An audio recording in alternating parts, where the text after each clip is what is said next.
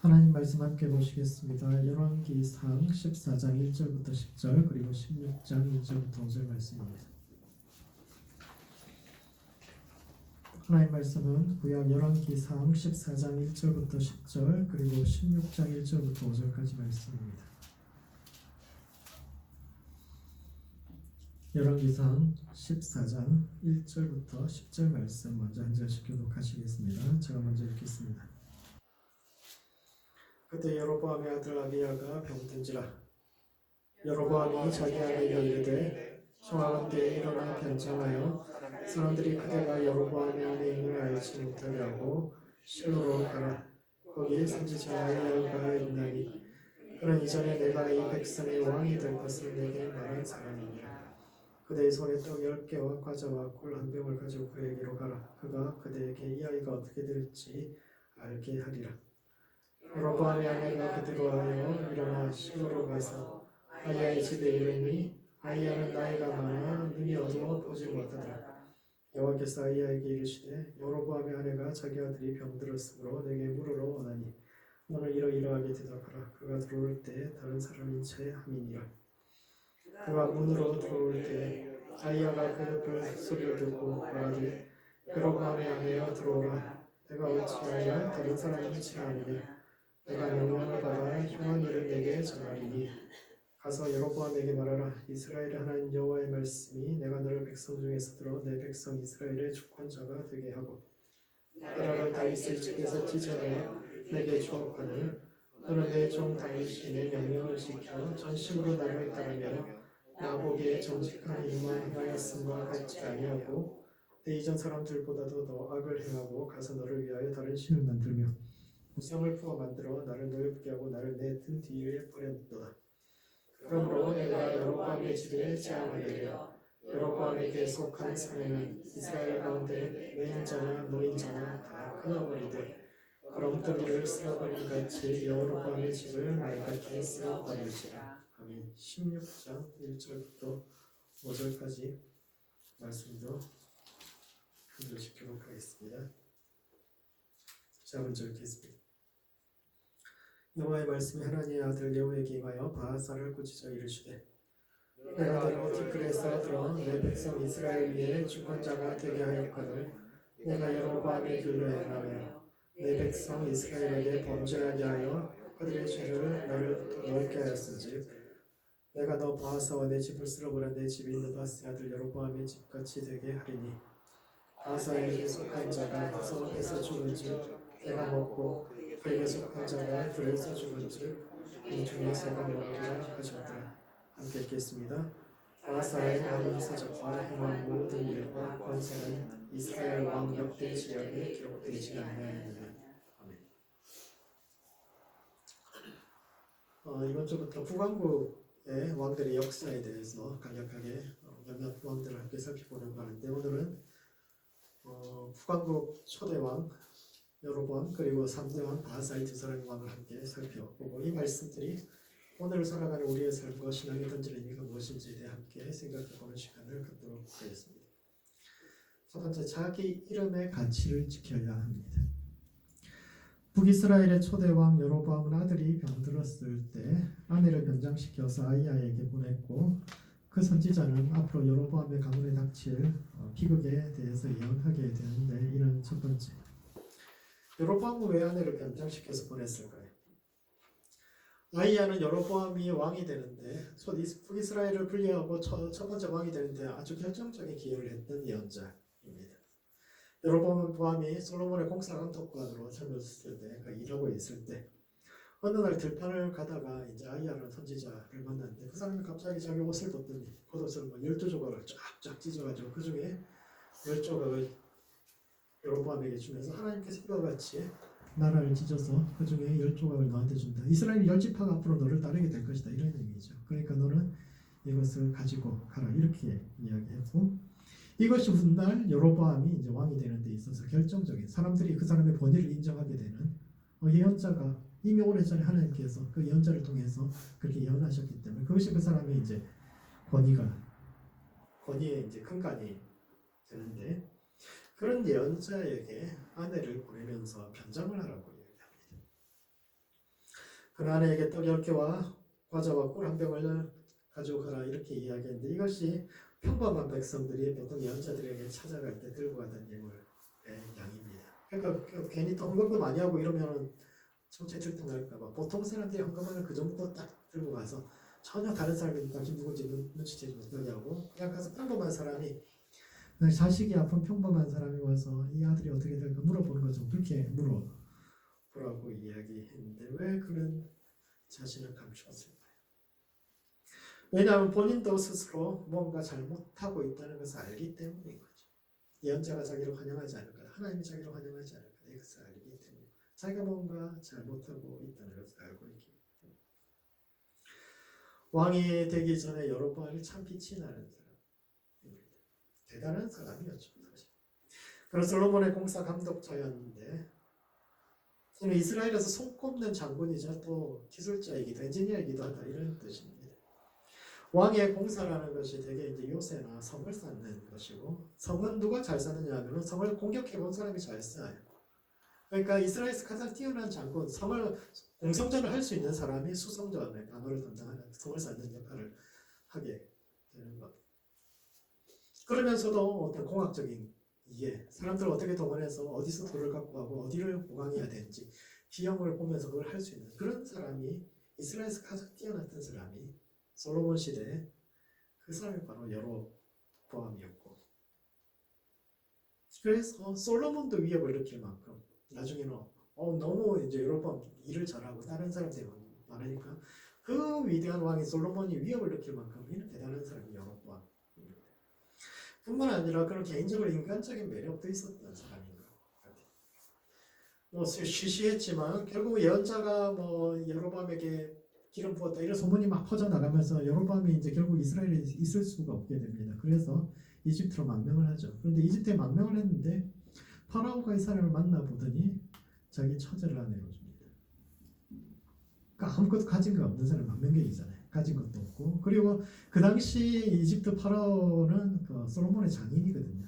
자기 사위한테 위협이 될 수 있는 사람이에요. 자기 사위한테 쫓겨나서 온 거예요. 위협이 될지는 모르겠죠. 어쨌거나 쫓겨온 사람이에요. 이 사람하고 친하게 지내면 자기 사위하고 사이가 안 좋아지는데 그럼에도 불구하고 만나보더니 이 앞으로 크게 될 사람이라고 생각했던 거예요. 그러니까 자기 처제, 자기 부인을 불러서 그 동생 데리고 오라고 해요. 둘이 결혼을 시켜가지고 이집트에서 그 공소지간이 돼요. 공소지간 그렇게 했는데 개인적으로도 가진 것이 없음에도 불구하고 아무것도 없는 망명객임에도 불구하고 상당한 능력과 또 아주 인간적인 매력이 있었던 그런 사람이었다는 것을 뜻합니다. 그러나 그렇게 뛰어났던 여로보암이 왕이 된 후에는 그 이름과 빛을 잃어버립니다. 열왕기에서 왕들을 평가하는 기준이 되는 인물이 셋인데 첫 번째는 다윗이죠. 하나님 앞에서 정직히 행했다. 정직히 이게 뭐 정직하게 뭐 거짓말 안 했다 이런 뜻이 아니라 영어로는 right, 옳은 일을 행했다. 하나님 앞에 늘 바르게 서 있었다. 그래서 사람들 선한 왕의 기준이 이제 다윗인 거고 그리고 가장 악한 왕의 기준 아예 하나님을 떠나가지고 그냥 이 세상하고 똑같아져 버린 사람이 이제 아합이고 마지막으로 세 번째 다윗과 아합의 중간쯤에 있는 사람이 여로보암입니다. 왕들을 평가할 때 이 사람은 어떤 라인에 서 있다 이렇게 평가할 때 또 하나의 기준으로 삼는 사람이 여로보암인데 여로보암의 길은 어떤 것인가 하면은 되게 애매한 겁니다. 하나님을 따르는 것 같은데 이방 길에 가까운 우상숭배를 향해서 가는 길을 연 이런 사람은 이제 여로보암의 길을 따라간다 이렇게 이야기합니다. 결론적으로 이야기하자면 열왕기는 많은 왕들이 여로보암의 길을 따랐다라고 이야기하는데 여로보암의 길의 핵심은 꼼수를 부렸다라는 겁니다. 여로보암은 단과 베델의 독자적인 성전을 세웠는데 이 성전에서 섬기는 신의 이름은 우리 하나님 여호와입니다. 이방 신을 섬기는 게 아니에요. 우상을 만든 것이 아닙니다. 여로보암은 우상을 만들고 우상이라는 것이 이방 신을 뜻하는 것이라면 여로보암은 우상을 만들지 않았습니다. 그가 유일하게 만들었던 우상 비슷한 것이 있다면 황금 송아지인데 그것은 송아지를 섬기기 위해서 만든 것이 아니라 우리 하나님이 타고 다니는 움직이는 의자 이런 개념으로 황금 송아지를 소개했고 왜냐하면은 예루살렘 성전의 남한국의 예루살렘 성전에 있는 그 지성소에 있는 것이 언약궤인데 그 언약궤가 하나님 보좌에서 앉아서 이제 발을 올려놓은 갈등상이라고 이야기했기 때문에 그와 비견되는 물건, 즉 하나님이 앉으시거나 이럴 수 있는 물건을 자기들이 만들어낸 것이지 이것이 우리가 하나님을 버리고 송아지를 섬기기 위해서 이렇다고 하지 않습니다. 북왕국의 성전에서 여로보암이 만든 성전에서 섬기는 신은 분명한 여호와 하나님입니다. 그러나 그런 아이야는 자기를 찾아온 여로보암에게 뭐라고 하냐면 너를 위해서 다른 신을 만들었다 이렇게 표현하는데 이것은 겉으로는 여호와의 신앙을 표방하지만 부르는 신의 이름은 여호와지만 내면적으로 너를 위한 신, 즉 우상숭배와 그렇게 다르지 않다. 그러니까 여로보암의 길은 우상숭배는 아니지만 사실 우상숭배에 가까운 아주 애매한 신앙을 뜻하는 겁니다. 그 시대의 신앙이라는 것은 왕권에 대항해서 백성들의 목소리를 대변할 수 있는 유일한 통로인데 여로보암은 자신에게 고분고분하지 않은 레위인들은 전부 다 이전에 제사장으로 섬기던 사람들 다 쫓아내서 남쪽으로 쫓아내고 자기 말에 고분고분할 수 있는 사람은 평신도들이라도 교육도 안 받고 무조건 소 한 마리 가져오고 양 두 마리 가져오면 기름 부어가지고 제사장 삼고 그러면서 할 줄도 모르는데 어떻게 제사를 진행해야 되는지 어떻게 말씀 가르쳐 모르는데 그런 사람들 다 제사장으로 세워서 성전 자체를 자기 말에 고분고분할 수 있는 사람으로 채우게 되는데 그래서 백성들을 위해서 왕을 비판할 줄모르고 그저 권력에 고개 숙이고 왕을 위한 용비어 천가만을 불러주고 왕과 왕가를 위해서만 기도하는 그런 교회를 만들었는데 그것은 너를 위한 교회고 그것은 우상숭배와 그렇게 다르지 않다 라는 것이 이제 아이야의 평가입니다. 여로보암을 세웠던 그 선지자가 결국 격렬하게 그를 반대할 수밖에 없었던 것은 그것은 진짜 신앙이 아니다라고 이야기하는 거죠. 참된 신앙이라는 것은 성전에 모였을 때 어떤 신의 이름을 부르느냐가 그 신의 이름에 달려있는 것이 아니라 삶에서 어떤 가치를 추구하느냐에 달려있는데 우리 신앙의 근본에는 공의와 사랑이 있고 그 공의의 기반은 자유로운 비판이 가능해야 되는데 다윗 같은 경우는 자기를 비판하는 사람들 다 허용했잖아요. 자기가 잘못할 때마다 가장 위험한 적은 자기 자신이라고 자기 자신이 하나님 앞에서 하는 것이 중요하다고 그래서 그 시대의 왕은 거의 신의 아들로서 절대 비판할 수 없는 존재임에도 불구하고 예언자들이 무슨 일만 있으면 뛰어들어와가지고 왕을 비판하는 것을 허용하면서 그러면서 자기 자신을 경계했는데 여로보암은 그 길을 가지 않습니다.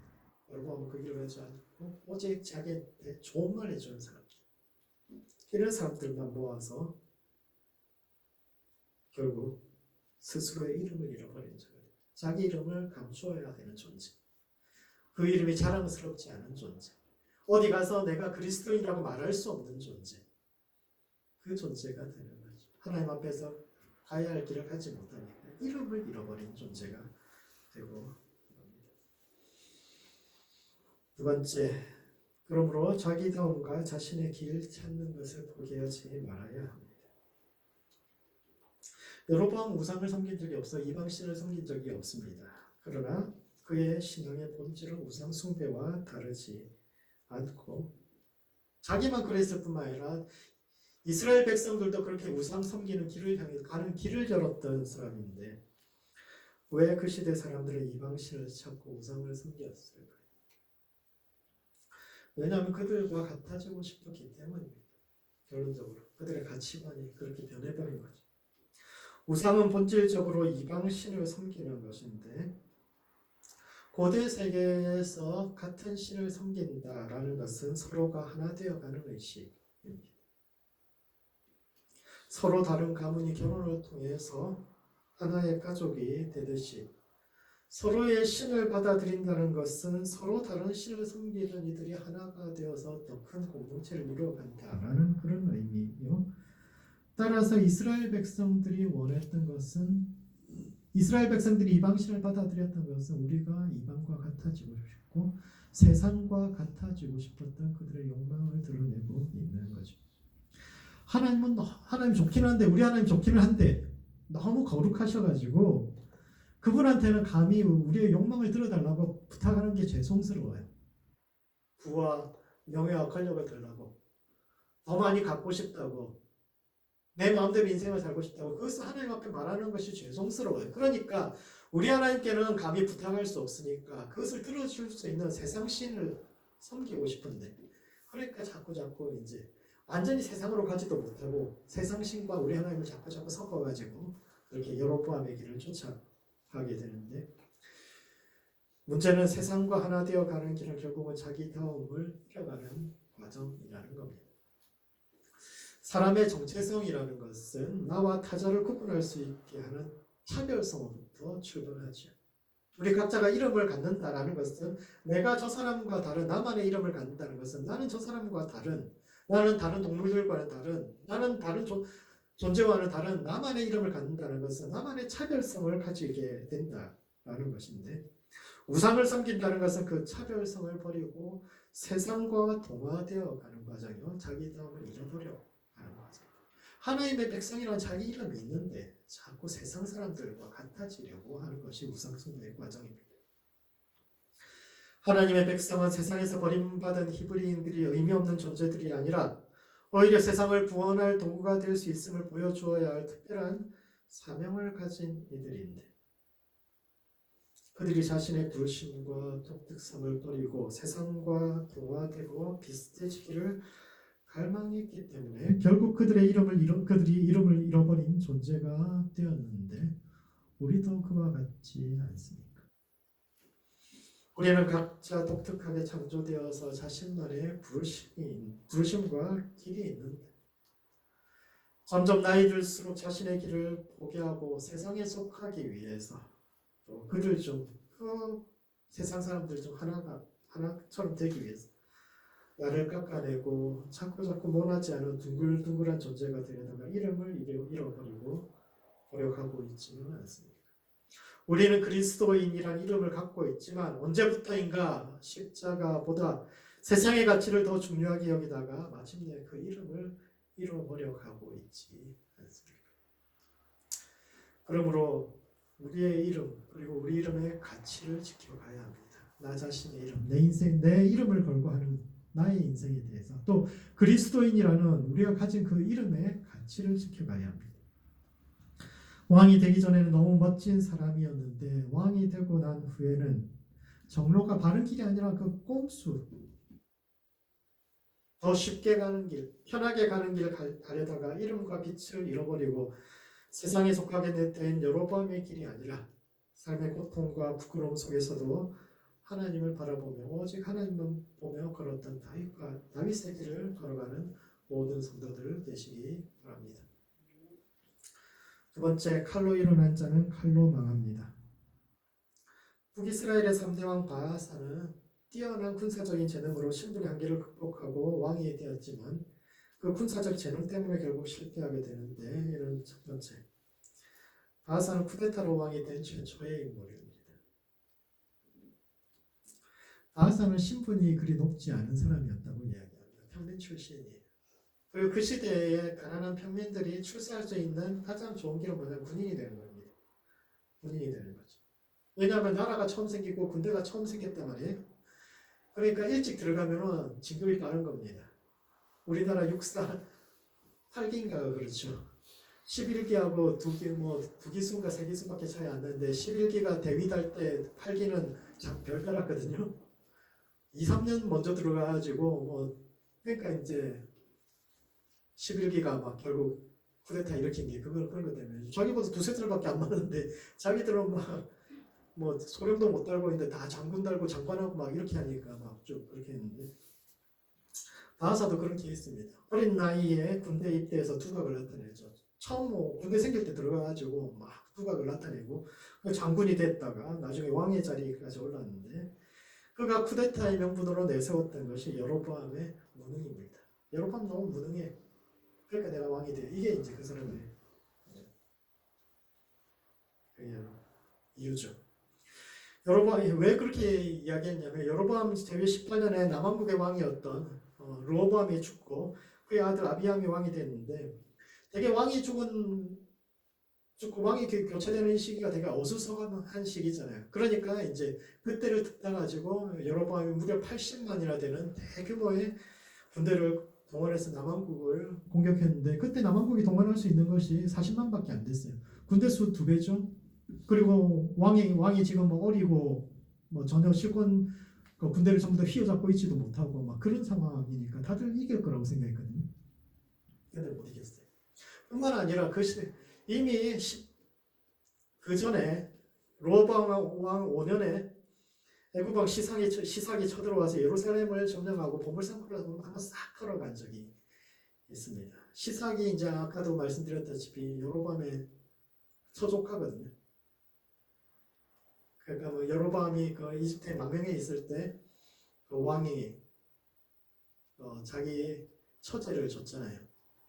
그때 이제 왕의 아들이 나중에 왕이 됐는데, 그러니까 그 이모부입니다. 이모부. 여로보암이 그 시삭의 이모부인데, 시삭이 자기 왕이 되고 나서 이모부한테 한번 도와줄게 이렇게 와가지고 이미 예루살렘 한번 점령하고 거기 있는 뭐 성전에 있는 금방패 300개 솔로몬이 만들어 놓은 거 싹 다 들고 가버렸거든요. 뭐 금방패 분위기였습니다. 다 가져갔죠. 그렇게 하니까 로보암이 그 금방패 300개 대신 그 녹방패를 이제 300개를 다시 채워놨는데, 이건 무슨 의미냐면 이스라엘 황금 시대가 끝났다는 거예요. 다윗과 솔로몬으로 이어지던 그 화려했던 황금 시대, 그 전성기가 끝이 나고 그게 전부 다 그 재물이 전부 다 예루살렘에서 저 이집트로 다 뺏기고 결국 그 황동의 시대, 금보다 못한 동의 시대가 이제 왔다라는 그런 시기거든요. 그런 시기에 유다보다도 두 배나 많은 군대를 동원해서 왕이 죽고 어수선한 틈을 타서 공격했을 뿐만 아니라 전략적으로도 매우 유리한 고지를 점령합니다. 여로보암이 원하는 자기들이 훨씬 많은 군대를 해서 둘러쌀 수 있는 지형으로 사는 그 약초 군대를 이끌었어요. 그래서 지형도 유리했고 군사 숫자도 두 배였고, 뿐만 아니라 적들은 왕이 바뀌고 나서 막 어수선한 시기고 명령 체계도 잘 잡혀 있지 않고, 그래서 당연히 사람들이 다 여로보암 이길 거라고 생각했는데 여로보암은 못 이겼어요. 그 전투에서 유다가 승리하는 아주 남유다 입장에서는 아주 기적적인 일이 일어났지만 북이스라엘의 입장에서는 말도 안 되는 일이 일어난 거죠. 이걸 어떻게 받아들여야 될까요? 이건 기적이다. 성경을 쓴 사람들이 남유다에 가까운 사람들이기 때문에 이게 하나님께서 그렇게 하셨다라고 이야기하지만, 사실 이것은 북왕국이 가진 한계를 가장 잘 보여준 전투였다고 할 수 있습니다. 북이스라엘은 12지파 중에서 12 중에 10이 위로 올라가고 남쪽에서 2지파밖에 안 남았거든요. 그러니까 항상 전쟁을 해도 북왕국의 군대가 한 2배 이상 많아요. 그런데 문제는 그 군대가 통일된 명령 체계를 가진 조직적인 군대가 아니라 각 지파가 따로따로 운영하는 10개의 군대가 모인 것에 불과합니다. 군사 숫자는 2배인데 싸움을 하다 보면은 어떤 게 있냐면은 열심히 싸우잖아요. 왜냐하면은 우리가 당연히 이길 건데, 우리가 이겨도 우리 군사가 너무 많이 죽으면 안 돼요. 그렇잖아요. 10개 동네에서 모여가지고 여기 10명이 모여가지고 5명 치는데 이 5명이 죽자사자 덤비면은 괜히 내가 그 맞서 싸워가지고 할 게 뭐 있습니까? 난 피하죠. 그러면 옆에 애들이 해주겠지. 다 그런 마음인 거예요.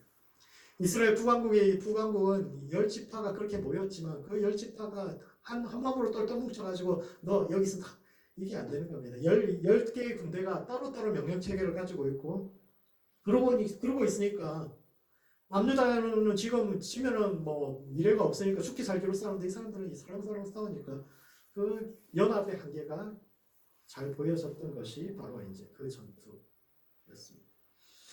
그런데 이것은 그들의 출발과도 관련이 있습니다. 북왕국은 솔로몬의 체제에 반기를 들면서 시작되었는데, 역사적으로 다윗의 나라와 솔로몬의 나라 체제적으로 굉장히 다릅니다.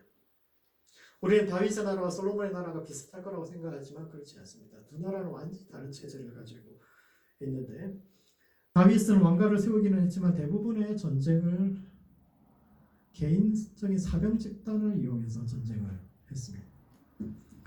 다윗 시대에는 군대 자체가 2개로 구별되어 있어요. 그렛 사람과 블렛 사람이라는 직업 군인들인 용병 집단이 있고, 그 다음에 일반 군인들이 있어요. 그리고 전쟁은 대부분 누가 했냐면 직업 군인들이 했습니다. 전쟁을 해야 되면 전비를 사람들한테 세금을 모아서 한 것이 아니라 다윗이 개인적으로 자기 돈을 들여가지고 자기 용병 데리고 나가서 싸우고 난 다음에 전리품도 자기가 다 가져요. 그러다 너무 전리품이 많으니까 백성들한테도 막 나누어주고 이렇게 이야기합니다. 그러니까 백성들에게 지금도 사람들은 다윗을 최고의 왕이라고 이야기하는 이유는 뭐냐면 자기들한테 돈 내라고 세금 내라고 이야기 안 해요. 그냥 자기가 자기 군대 동원해가지고 막 해가지고 싸워서 나갈 때마다 이기고 돌아오면 뭐 사람들한테 선물 나눠주고 그러니까 백성들 입장에서는 다윗이 최고죠. 세금도 안 많으면서 나가서 싸우면 이기고 맨날 와가지고 뭐 나눠주고 이러니까 다윗이 최고죠. 근데 나라가 언제까지나 그렇게 돌아갈 수가 있습니까? 솔로몬 시대 들어오면서는 그 비정상적인 거죠. 다윗이 너무 뛰어난 왕인 거예요. 다윗이 너무 뛰어난 왕인 거죠. 솔로몬 시대 들어가면서는 이것을 전부 다 바로잡기 시작했죠. 용병 전부 다 정규군으로 전부 다 편입되고 거기에 들어가는 비용 전부 다 나라 세금으로 하기 시작하니까 다윗 시대까지 세금이 얼마 안 됐는데 솔로몬 시대 되니까 갑자기 사람들이 세금이 많이 늘어나니까 이게 버거운 겁니다. 그뿐만 아니라 다윗 시대는 나갈 때마다 전쟁에 승리하고 이랬는데 솔로몬 시대 때는 이미 그 전쟁이 다 끝났어요. 더 이상 싸울 그것도 없는데 막대한 군인들을 뭐 별로 싸움도 없는데 자꾸 세금만 많이 내라고 이렇게 이야기하니까 그것에 반발해서 튀어나온 게 북왕국의 독립이었거든요. 그러니까 북왕국은 처음부터 중앙 집권적인 체제에 반발한 지방 세력들이 연합한 나라에 따라서 중앙에서 뭔가를 강하게 하는데 별로 좋아하지 않는 겁니다. 사람들이. 군대도 전체적으로 중앙에서 모으지 말고 각자 부대를 보유하고 있다. 전쟁 나면 같이 다 가서 싸우자. 이런 체제. 아주 열지파가 모였으니까 좋기는 하지만 사람이 많기는 하지만 그들 사이에 이해관계라든지 해결해야 할 문제가 굉장히 많았는데 그런 한계를 굉장히 잘 보여준 것이 여로보암 시대의 전쟁이죠.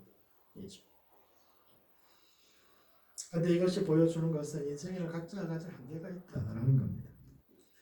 남왕국은 남왕국대로 어려움이 있지만 북왕국도 북왕국만의 어려움이 있습니다. 흔히 사람들이 성경을 읽으면서 남왕국은 안정된 체제를 계속적으로 유지하는 반면에 북왕국은 계속적으로 정권이 바뀌고 왕조가 바뀌고 막 이렇게 하니까 북왕국은 하나님께 반역한 세력이다 이렇게 생각하지만 그렇지 않습니다.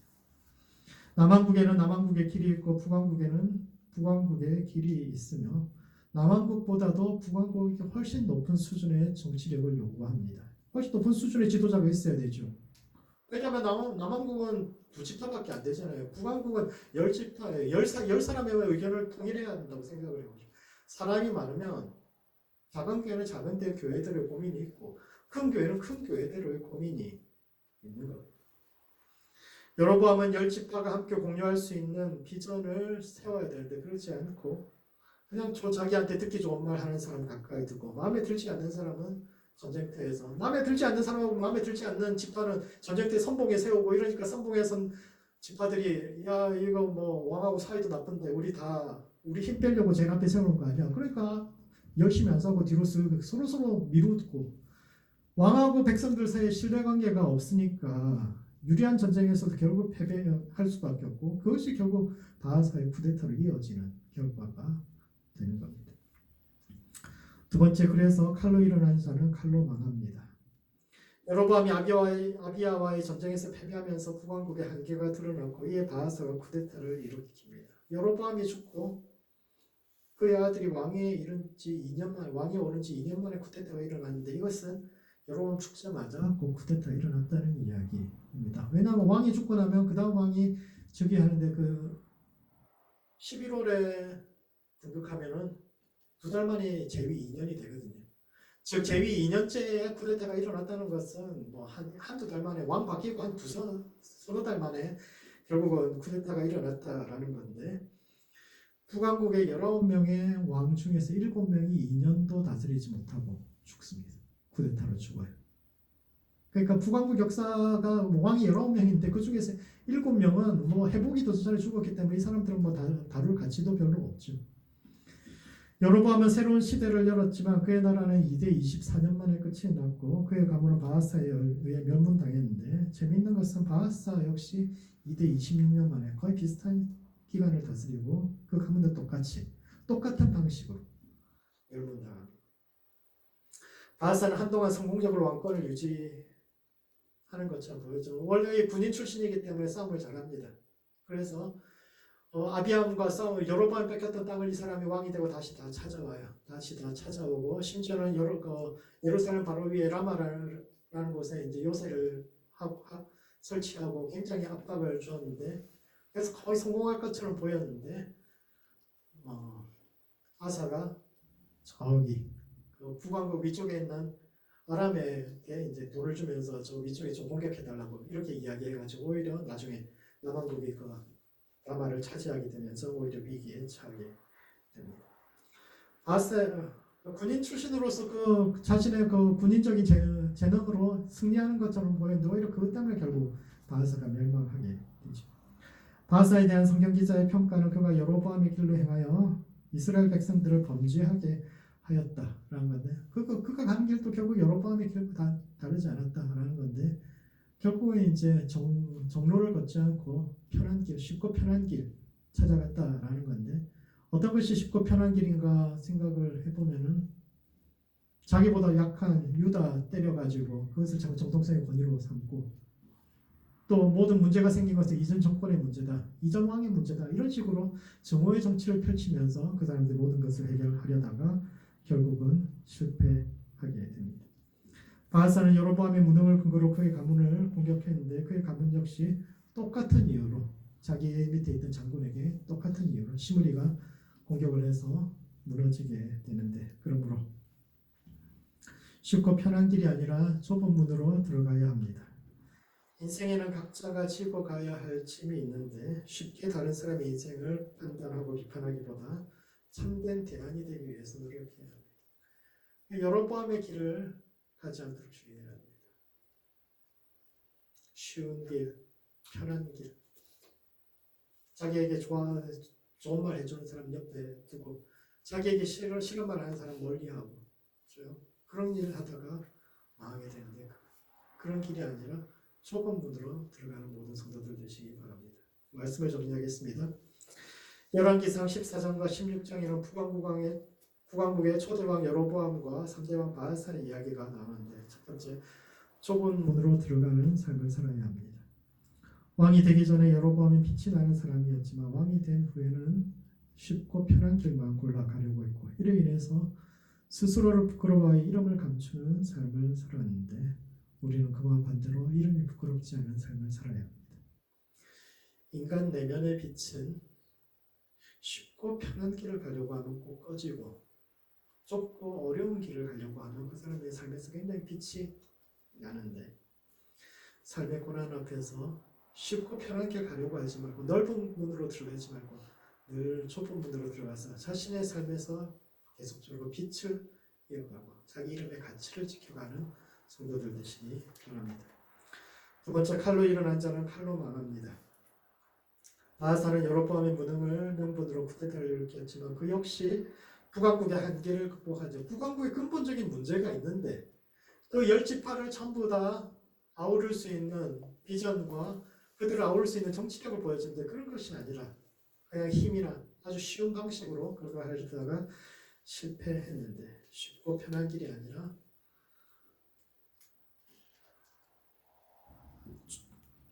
좁은 문으로 들어가는 길. 내게 뭐라고 해주는 사람들에 대해서 감사하고 정로를 걸어서 이 세상에 참된 대안이 되는 모든 성도들 되시기 바랍니다. 기도하시겠습니다. 기도하실 때는 자기 이름의 가치를 지켜가는 성도 될 수 있도록 자신을 위해서 기도합시다. 그리스도인이란 이름에 부끄럽지 않은 삶을 사는 성도 될 수 있도록 자기 자신을 위해서 기도하시고 두 번째는 세상의 대안이 되는 성도가 교회 될 수 있도록 서로를 위해서 기도합시다. 늘 좁은 문으로 들어가는 성도 될 수 있도록 그래서 자기 삶의 빛을 지켜가는 교회와 성도 될 수 있도록 서로를 위해서 함께 기도하시겠습니다.